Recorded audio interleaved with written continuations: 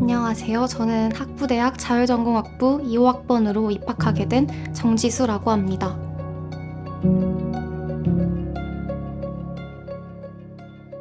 공동교육과정과 교내에서 진행했던 정책 세미나 활동이었습니다.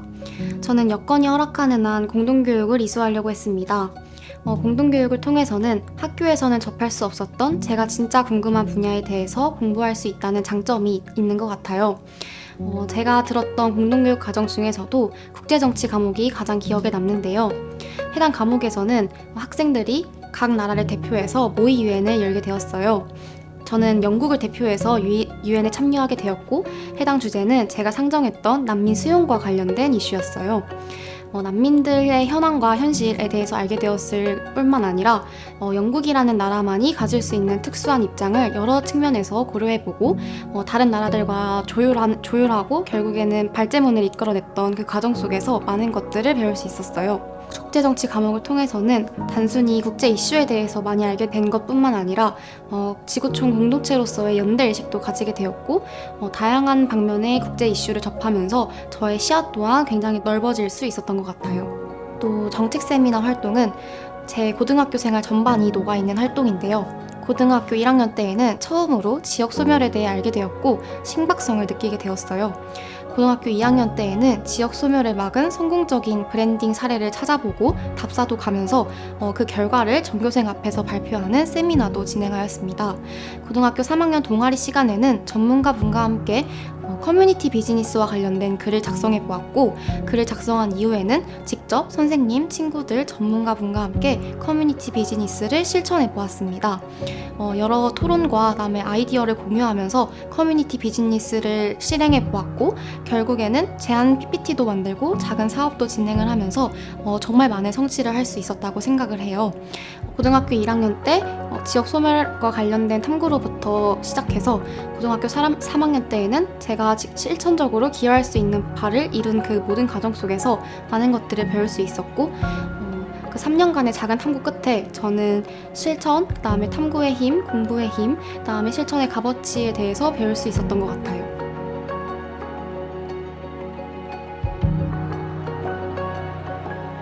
저의 고등학교 진로 탐색 과정을 한마디로 요약하면 박스에서 탈출하는 법을 배운 과정이었습니다. 저는 여러 학문에 대한 학문적 흥미가 있지만 하나의 꿈이 정해지지 않은 학생이었어요. 제가 초반 고등학교 생활을 쫓기듯 보내며 느낀 것은 대학 입시라는 것이 내가 새로운 꿈을 찾는 걸 기다려주지 않는다라는 점이었습니다. 뭔가 좋은 생활 기록부를 만들기 위해서는 진로를 확실하게 정하고 그것과 관련된 탐구를 해야 된다라는 압박감이 있었고, 그조차도 진정한 관심사에서 출발하는 것이 아니라 단순히 성적에 맞추어서 정하는 경우가 대부분이었던 것 같아요. 그러다 보니까 저 또한 그렇게 진로를 쫓기듯 정했던 것 같고, 탐구를 해도 진정한 탐구에 동기가 없다는 생각이 들기도 했어요.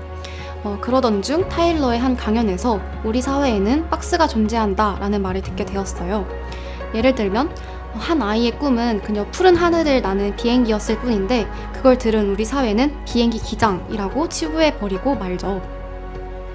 이렇게 틀에 박히고 단선적인 사고를 박스라고 한다면 저 또한 그 박스 속에 이미 존재하는 다양한 옵션 중 하나를 고르고자만 했던 것 같아요. 이걸 깨닫고 난 후에는 과감하게 상투적인 진로 탐구에서 벗어나서 제가 진짜 관심이 있는 분야를 탐구하게 되었던 것 같아요. 과목을 선정할 때에도 제가 성적을 잘 받을 수 있을 것 같은 과목만 고려하는 것이 아니라 제가 진짜 배우고 싶은 과목을 위주로 고려하게 되었던 것 같아요. 특히 비인기 과목이었던 경제를 수강하면서는 선생님과 소통할 수 있는 기회가 훨씬 더 많았는데요. 직접 현재 물가와 최저시급 간의 그래프를 그려보거나 여러 시사 이슈를 경제적으로 다루어 보기도 했습니다. 부끄럽지만 저는 고등학교 시절 별명이 교무실 압정이었어요. 그만큼 교무실을 자주 들락날락거리며 선생님과 토론도 해보기도 하고 선생님께 여러 질문을 드리면서 정말 많은 것들을 배울 수 있었던 것 같아요.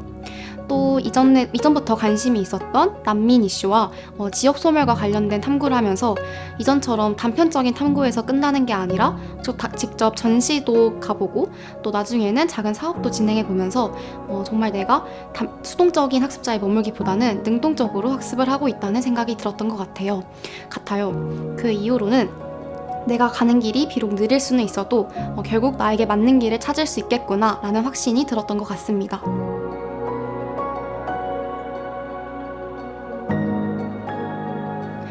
저는 일반 전형 면접을 준비했어서 재시문 면접을 준비했습니다.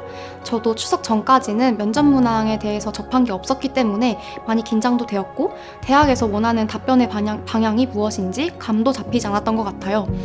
그래서 저는 일단 서울대학교 웹진 아로리에서 기출문제를 뽑아 풀어보기도 했고 저만의 구슬노트를 작성하기도 했어요. 우선 수학 문제의 경우 처음에는 굉장히 까다로워 보이지만 고등학교 때 배운 수학의 개념을 천천히 복기하다 보면 실마리가 보일 거라고 생각해요. 또한 서울대 구술 면접의 특징이 문제를 틀렸거나 풀지 못했더라도 교수님들과의 소통을 통해 그걸 다시 이해하고 문제를 풀어내는 과정이 중요한 것 같아요. 그러니 문제를 다 풀지 못했더라도 너무 긴장하지 마시고 천천히 복기하며 실마리를 찾아내는 게 중요한 것 같아요. 교수님들께서도 의미 있는 힌트를 주시거나 잘못된 사고 방향을 찾아 정정해 주시니 너무 당황하지 말고 그걸 재빨리 캐치해 나의 사고를 고집하는 것이 아니라 수용해서 문제의 실마리를 찾아내는 것이 중요하다고 생각해요. 사회과학 제시문의 경우 추상적인 생각의 나열을 구체적으로 표현하는 것이 중요하다고 생각해요.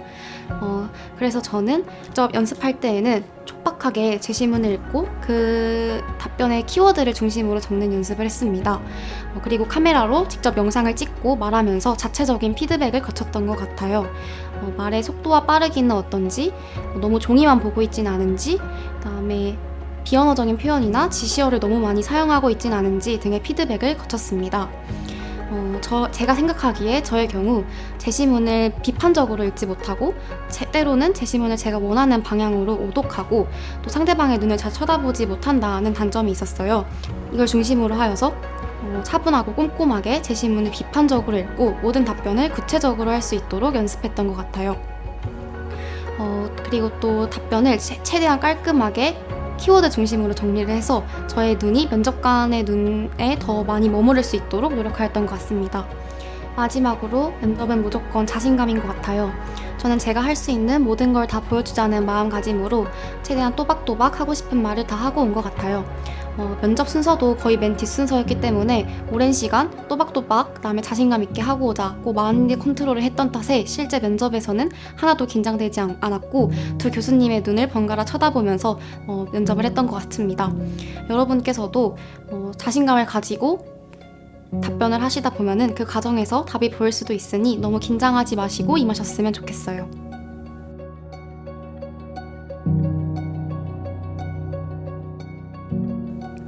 제가 생각하는 학생부 종합전형의 핵심은 주체성과 구체성이었습니다. 자기주도적인 학습을 하다 보면 그것이 생활기록부에 구체적으로 녹여낼 수 있을 거라고 생각을 해요. 뭔가 1차적이고 단편적인 탐구에서 끝나는 것이 아니라 스스로 2차적인 질문을 던져보거나 아니면 선생님과 토론을 해보거나 또는 친구들과 함께 탐구를 진행해 보는 것도 굉장히 좋은 방향이 될 거라고 생각을 해요. 저 또한 처음부터 그러지는 못했지만 수동적인 학습자에서 머무시기보다는 직접 탐구를 계획해보시고 또 질문을 던져보시고 또 새로운 문제의식을 던져보시고 그 문제의식에 대한 답변을 찾아보시는 그런 능동적인 학습자가 되는 것을 추천드려요. 가치 있는 탐구를 했다면 그걸 구체적으로 기록하는 것도 굉장히 중요하다고 생각해요. 탐구를 계획할 때부터 탐구하고자 하는 목표를 키워드 중심으로 구체적으로 기록하다 보면 그걸 생활 기록부에 잘 기록될 수 있을 거라고 생각해요. 저는 어렸을 때부터 책을 자연스럽게 많이 접해왔던 학생이었어요. 책을 통해 하게 되는 상상이 너무 재밌었고 책을 통해 만나게 되는 다양한 사람들과 가치관을 엿보며 성장할 수 있었습니다. 제가 생각하는 책을 읽어야 하는 이유는 제가 미처 경험해보지 못한 세계를 미리 경험한 사람들의 시선을 느껴보면서 더 현명한 선택을 할 수 있다는 점입니다. 책은 가장 쉽고 빠르게 얻을 수 있는 선조들의 지혜이자 충고, 격려라고 생각을 해요. 이를 통해서 내가 현재 닥친 문제의 상황에 대해서도 보다 더 현명한 선택을 할 수 있을 거라고 생각해요.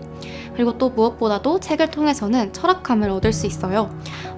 내가 직접 질문을 던지고 그에 대한 답변을 스스로 찾아가는 과정이 여러 학문에서도 긍정적으로 작용하리라고 생각합니다. 저는 중학교 때까지 현대소설, 에세이, 다양한 전문서적보다도 고전을 많이 읽었던 것 같아요.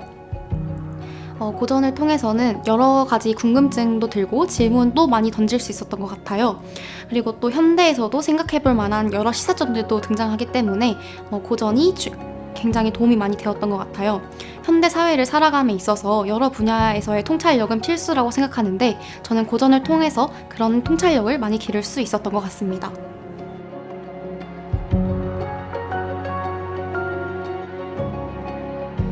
제가 그랬듯이 대입의 벽이 너무 높아 보이고 지치는 순간이 올 거라고 생각해요. 그 순간에도 명심해야 할 것은 나 자신을 믿어야 한다는 점이에요. 내가 지금까지 열심히 노력해왔던 순간들, 그리고 또 열심히 나아가고 있는 지금을 믿고 너무 겁먹지 마시고 도전해 보셨으면 좋겠어요.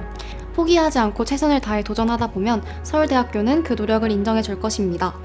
제가 수험생활 때 계속 되뇌이던 말이 딜런 토마스의 그 어둠을 순순히 받아들이지 말아요 라는 말인데요.